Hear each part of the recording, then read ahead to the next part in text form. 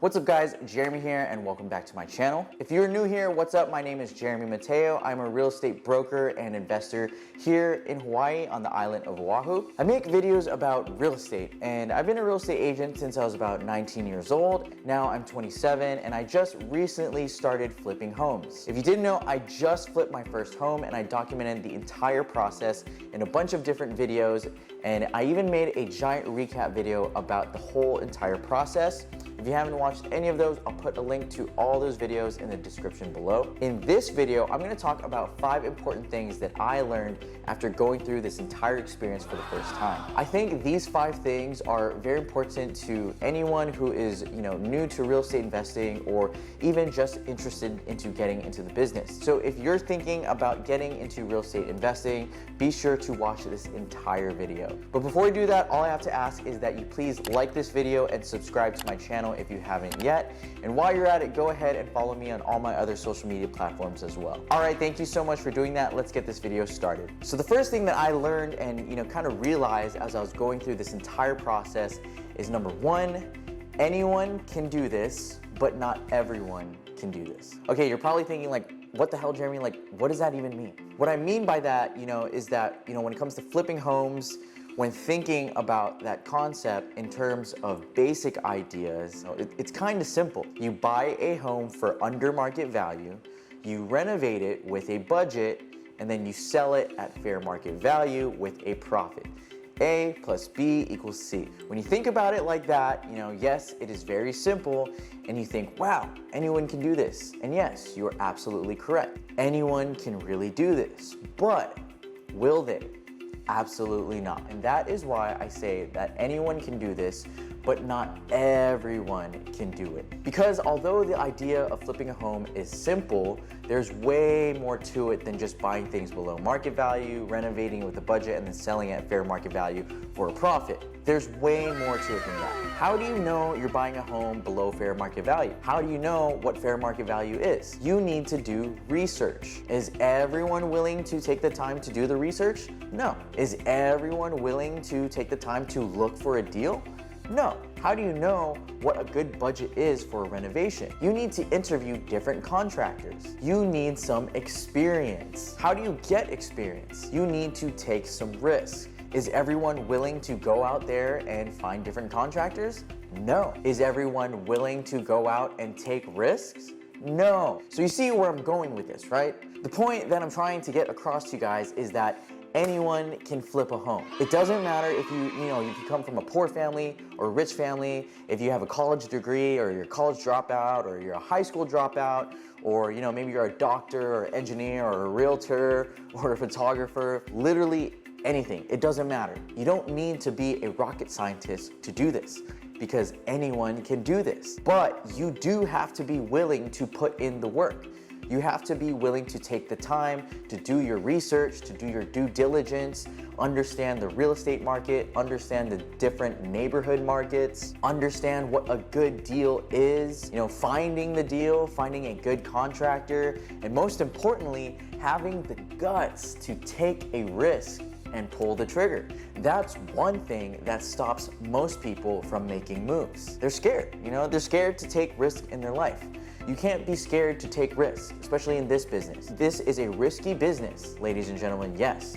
I'm not gonna pretend that, that it's not risky. But if you do the research, if you crunch the numbers, you double check, triple check, you do your due diligence and have the courage to pull the trigger, you can make it happen, and it won't matter who you are. And that leads us to our next point. Number 2 is taking risks. I'm sure if you're watching this video, you probably heard this 1,000 times, but I'm going to list it here anyway, because maybe if someone watching this heard this 1,001 times, maybe they'll get the courage to take risks. But my point is, taking risks not only leads to success, but it leads to opportunities, which will eventually lead to more success. Okay, so follow me here. Okay, taking risks, and it's not reckless risk, it's calculated risk. Taking risk will lead to opportunities, which will lead to you being successful, which will lead to more opportunities, which will require you to take more risks, which will lead to more success. I've heard this everywhere from, so many good entrepreneurs and business people, but the one person I heard it from that really stuck out to me was Gary Vee. I love Gary Vee, he's a beast on social media and he gives so much good advice, but the main thing that he said that really, that I really loved was that when you are young, when you're at a young age, that is the best and most perfect time to take the biggest risk you can. I mean, think about it. Let's say you're young, let's say, you're 21 years old and you want to start a business or, you want to flip a home. Both equally have very big risks. Let's say at the worst case scenario, it goes horribly wrong. How the hell did that happen wrong? Let's say there's an earthquake and, the home got destroyed, or lightning strikes and it burns down to the ground. That kind of wrong, And let's say there wasn't any insurance for some reason, and then you owe investors money and you have to file for bankruptcy. Again, you are 21 years old. You're probably living with your parents, or maybe you're renting, This tragedy, this bankruptcy would probably affect your credit for 7 years. This means that when you are 28, then you'll be able to restart your whole financial situation and begin fresh when you're 28, which is still very young. Well, I'm 27 right now. I'm gonna be 28 in 7 months. I didn't start flipping homes till now. So in those 7 years, let's say you just have to grind it out, with a regular job, you can't get loans, your credit sucks, but once you turn to 28, then you get to restart everything. It is then you'll be able to make moves again. But guess what?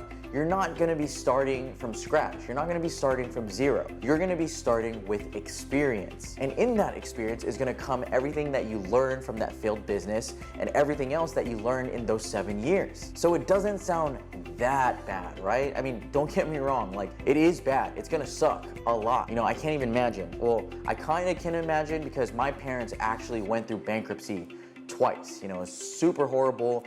My parents got divorced, it was really bad. But it wasn't the end of the world. No one died. And same with you, you're not gonna die from this bankruptcy. But with it, it's just you experiencing it. Now let's say you are 35, you have a husband or you have a wife, and let's say you have 2 kids. And on top of that, you have a mortgage. The thought of taking these kinds of risks and going into bankruptcy and losing it all with all these people, with your spouse, with your kids, that sounds more terrifying, doesn't it? So again, we're thinking about in the absolute worst case scenario. So that's what Gary Vee and a lot of other people mean when they say that being young is the best time to take the biggest risk.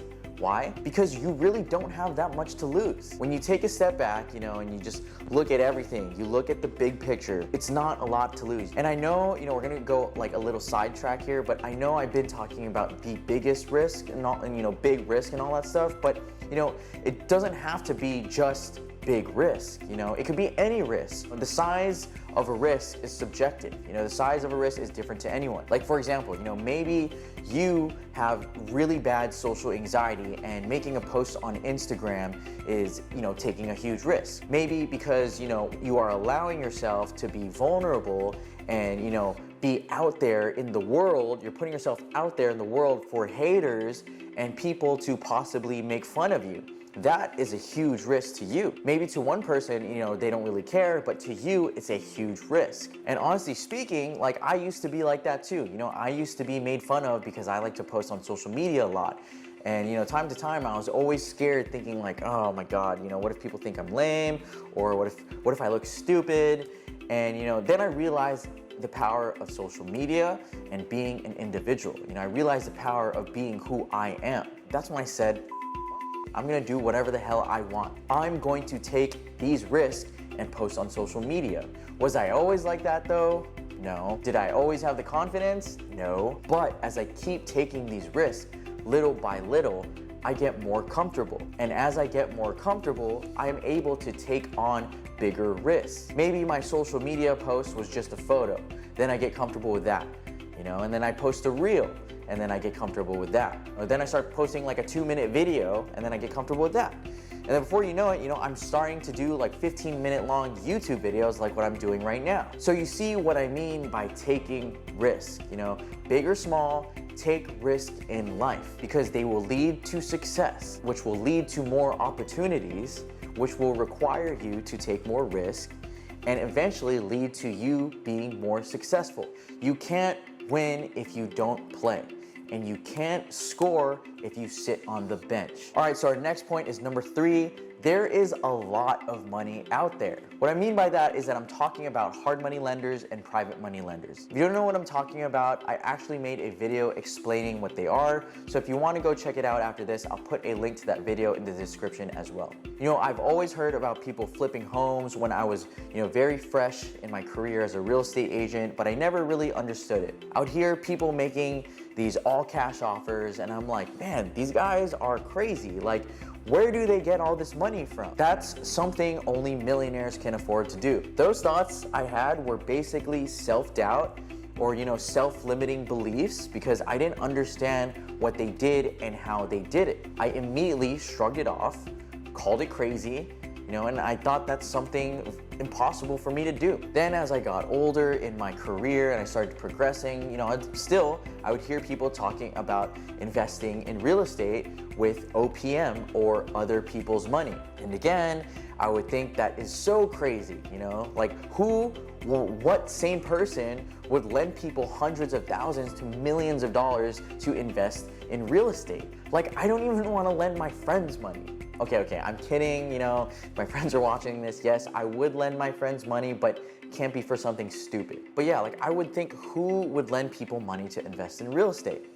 Smart people, that is. But I didn't know that at the time. And again, same thing, self-doubt, self-limiting beliefs. Because I didn't understand OPM, I just shrugged it off and called it crazy and thought that doing that was only something that's super smart, intelligent, and rich people can do. Then came to the point in my career that was like maybe 2 or 3 years ago, and I began watching more YouTube videos because I found people like Graham Stephan and Meet Kevin, Ben Mala, and Manny Koshman, who put out YouTube videos that are educational and about real estate and real estate investing. And that sparked my curiosity, which led me to find more YouTubers, one of them being Ryan Pineda. And one day he makes a video about hard money and private money lenders. And when I was watching that, all of a sudden it clicked in my mind. And I was like, oh, that's what they are. And so fascinated by this idea, I went out and found local hard money lenders here on Oahu. I met up with them and learned more about what they do for investors. And pause right there, because what I did right there kind of ties into our previous point of taking risks. I could have not contacted the hard money lenders. I could have not asked to go to their office to meet them.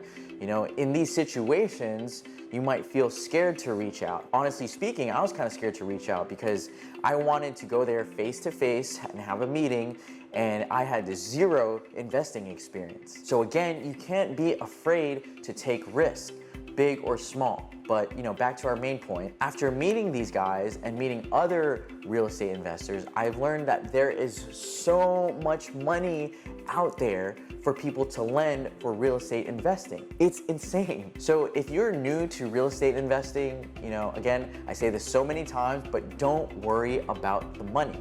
Worry about finding the deal, because there's lots and lots of money out there. You just have to ask. And that brings us to our next point. Number 4 is don't be afraid to ask and be curious. In other words, shoot your shot, shoot or shoot. This kind of relates to number 2 with taking risks. People are afraid or uncomfortable to ask for help. And even more so, some people feel super weird, with asking people for money. When it comes to real estate investing, don't be afraid. And also be curious, because it was curiosity that got me here. Once I grew up and stopped having those, self-limiting beliefs and stopped calling what I didn't understand crazy, once I started being curious about it, that is what led me to real estate investing. And of course, I definitely wouldn't be here if it weren't for hard money lenders. If it weren't for them, this deal would have never happened and I wouldn't be here making this video right now. But did the hard money lenders, just give me money out of nowhere? Did they just, did they call me and be like, oh, hey, is this just Jeremy Mateo, like, hey, do you want $500,000 to flip a home? No, I had to ask. So don't be afraid to ask. The worst thing that could happen is that they say no. And if you're new, when you start getting into real estate investing, if a hard money lender says no, usually it's not a good deal. So if they say no, it's kind of a red flag to tell you, hey, this is not a deal that you should take on. You could probably lose money. So in actuality, it's a blessing if they say no. But if they say yes, then boom, game on. If they give you the green light and they say it's a deal, then you know for sure that it's a deal. And that right there should give you all the confidence in the world that the risk you are about to take on is a calculated risk and will lead to a successful flip. And this goes on with anything, not just hard money or real estate investing, but in life. Simply asking or, shooting your shot, it is so vital to negotiation. When I was buying my first flip, the sellers wanted $580,000. Did I take that? No. I decided to shoot my shot and take a risk and ask for $540,000. And I got it. And I wouldn't have been able to do that if I didn't take a risk and ask. All right, so our fifth and last point is you don't know your limits until you test them. This is basically saying, you don't know what you're capable of, or you don't know what you can accomplish until you try. How will you know your limits in life if you don't try to see what they are? For those that are religious, I saw a quote somewhere saying, God's gift to you is your potential, and your gift to God is living up to it. But how do you know you're living up to your full potential? You don't. You'll only know when you try and accomplish it. Like for me, when I was a new real estate agent, all I thought in my mind was if I can hit 6 figures, that'll be the top of my game. I'm set for life. If I hit $100,000, I'm the GOAT.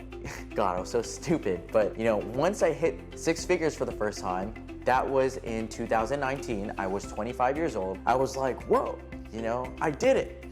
But now what? I don't want to just do it again. I want to level up and let's see if I can double it. And don't get me wrong, I don't want to come off as like I'm greedy or anything like that. That's just the kind of person I am.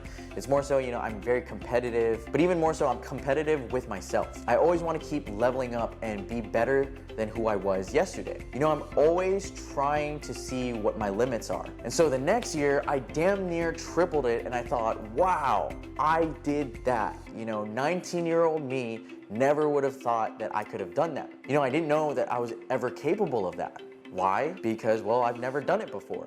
And now that I did, what's the next level? And for me, that was flipping a home. And guess what? I did that too. But even so, when I was selling more homes as a real estate agent and then also flipping a home, stress also came with that. And I knew it would, I expected that. And so I asked myself, will I be able to handle this stress? Will I be able to handle the increased pressure as I level up in life and in my career? What are my limits to this stress and pressure? I don't know. I've never done it yet, so there's only one way to find out. So you see, by being curious in who you are and what your limitations are, trying to test them and all of that, you gain experience, you gain knowledge, you gain confidence. You see things now like, oh, wow, it wasn't that bad, or maybe it was bad, and you're like, oh, wow, that was crazy, but I got through it. I did it. I did that, and I can do it again. And you gain this sense of ambition to keep rising to the next level and becoming a better you. So I hope that this point, really makes you go, wow, like I'm going to go out there and see what I'm capable of, because that's what I think to myself every day when I wake up. What am I capable of accomplishing today? What can I do to push my limit? What can I do to better myself? And there you have it, guys. That is 5 important things that I learned from my experience of flipping a home. I hope that you enjoyed it and that this gave you some sort of value, especially if you are new to real estate or investing, or you plan on getting into the real estate investing game. These honestly were 5 great tips that I've learned, not only for real estate investing, but with life in general. So if you haven't yet, please like and subscribe to my channel for more videos like these. Don't forget to also follow me on all my other social media platforms as well. And again, thank you guys for watching. I'll see you next time.